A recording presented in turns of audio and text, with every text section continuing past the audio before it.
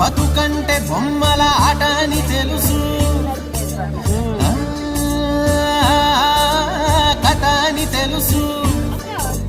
కథ అని తెలుసు, కథలన్నీ కంచికే చేరునని తెలుసు, తెలుసు తెర తొలుగుతుందని, తెలుసు తెల్లారుతుందని,